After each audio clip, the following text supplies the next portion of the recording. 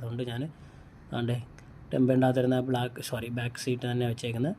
ഒരു കറക്ക് ഇറക്കി കഴിഞ്ഞാൽ ഇങ്ങനെ ഇറങ്ങി വരും എന്ന് പറഞ്ഞാൽ ഒരു ഇങ്ങനെ ഫുള്ളായിട്ട് റിങ് നമുക്ക് കാണിച്ചു തരാം. അതുകൊണ്ട് A10, A10S, A20, A20S, പിന്നെ വേറെ ഏതൊക്കെയുണ്ട്, എല്ലാം തന്നെ A14, 13 ഇതെല്ലാം ഏകദേശം ഇതിൻ്റെ മെത്തേഡ് തന്നെയാണ്. അപ്പോൾ നമ്മൾ ഇതാണ്ടേ ബാക്ക് പാനൽ ഇങ്ങനെ റിങ് കറക്കി ഇളക്കുകയാണ്. അതാണ്ട് ഒരു സൈഡ് മാത്രം വന്നു. ഇവിടെ ഞാനൊരു കാര്യം ശ്രദ്ധിക്കാൻ വിട്ടുപോയി, അതിനുശേഷമാണ് ഞാനും നോക്കിയത്. നിങ്ങൾ കണ്ടെന്നുണ്ടെങ്കിൽ കമൻറ്റ് ചെയ്യാൻ മറക്കല്ലേ. ഇത് കഴിഞ്ഞിട്ട് വീഡിയോയിൽ ഞാൻ കാണിക്കും, അതുകൊണ്ട് ഇപ്പോൾ കണ്ടിടുന്നുണ്ടെങ്കിൽ കമൻറ്റ് ചെയ്യാൻ മറക്കരുത്.